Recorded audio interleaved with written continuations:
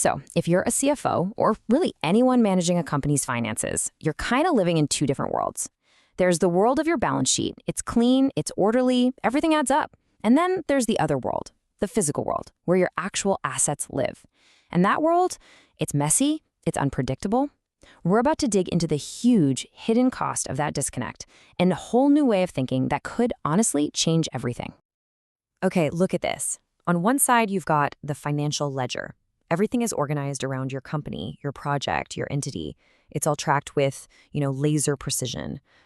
But then you look at the other side, the real world. It's not organized by entities. It's organized by geography. It's complex. It's messy. It's where your shiny new grid upgrade gets delayed because of soil instability you never even thought to budget for. The two sides are speaking completely different languages. Now, this gap between the neat and tidy ledger and the messy reality on the ground isn't just a minor inconvenience. It creates a staggering hidden cost, a tax that pretty much all of us are paying without even knowing it exists. That's the number, $7 trillion every single year. And no, this is not a tax from the government. It's a fragmentation tax. It's the price the global economy pays for trying to solve physical, location-based problems with a financial system that just wasn't built for it. So what is this tax exactly? Well, you can think of it as a coordination debt. It's the penalty we pay for tackling geographic problems tied to a specific place, using a toolkit that's designed for entities, like a company. And it shows up in ways we all recognize: costs that spiral out of control, projects getting delayed, and huge amounts of capital just getting stuck. Let's make this feel a little more real. Imagine your company is building out a renewable energy project. You've got your teams doing studies, running negotiations, the whole thing. At the exact same time, on the exact same piece of land, a utility is planning a grid upgrade. They're doing their own studies of the same terrain. Their financial ledgers never, ever meet. And the result? It's crazy. A massive 30 to 40% waste from just doing the same work twice. And here's the core of the problem. Our entire financial system, the old way, is built around the entity, the company, the project. But the real world, the physical world, is organized around the point, the coordinate, the location.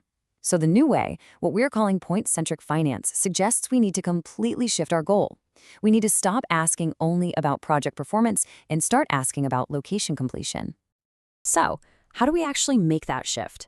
Well, it doesn't start with some fancy new technology or a bigger budget. It actually starts with a really simple but totally radical change in the basic question we're asking ourselves.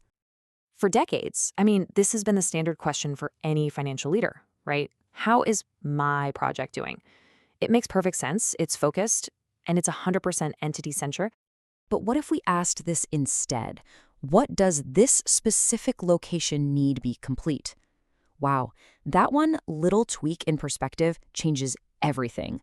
The focus immediately shifts from your isolated project to the integrated place. It is a total game changer. And complete doesn't just mean, the construction is done. It means all 5 of these layers of value are reconciled at that one single coordinate. Is the biology working? Healthy soil? Is the infrastructure resilient? Are all the financial and ESG commitments met? Is the community actually benefiting? Is there real long-term trust? Right now, these are all separate departments, separate budgets, separate fights. In a point-centric world, they become one single investable outcome. Okay, this all sounds great in theory, but how in the world do you actually do it? Let's get practical and look at the tools and frameworks that can make this point-centric idea a reality. Just imagine a dashboard that looks like this. You're not just tracking your project's budget versus actuals anymore. Instead, you're seeing a point completion score. It's quantifying the trapped value unlocked from coordinating all those efforts. And look at these other metrics: non-human dividends. What's that? It's actual payments being made to restore the local ecosystem, or a recursive learning rate, which means the next point you work on will be cheaper and faster to complete. This isn't just reporting. It's a whole new kind of financial instrument. So what's the engine for all of this? It's the digital twin. And no, this is not just a fancy map. It's a living, breathing simulation. It pulls in your internal data, like grid capacity, and fuses it with external data, like soil health reports or even social media sentiment from the local community. It doesn't just show you problems, it can run thousands of scenarios to find the absolute best solution for that specific point before you've even thought about breaking ground. And this is probably the biggest mental shift of all. You don't start by spending millions of dollars in the physical world and just hoping for the best. Your very first completed asset is the simulation itself. It's a verifiable blueprint that proves the value is there and can be unlocked. You completely de-risk the capital before a single shovel ever hits the dirt. So when you start to adopt this approach, it doesn't just change one project. It completely transforms the role of finance and, really, the very nature of your company. It creates a brand new financial map to follow. Just look at how a CFO's toolkit changes. First, you're not funding siloed projects anymore. You're funding point completion circuits. Second, you actually add fragmentation risk to your register right alongside market risk. Third, all that community and environmental stuff, it's no longer just a cost center. It becomes a key driver of your financial success. And finally, your balance sheet actually starts to reflect the true value of the biological infrastructure, the soil, the water that your physical assets absolutely depend on. And what's the ultimate evolution here? Your company transforms. You're no longer just a service provider that happens to operate in a region.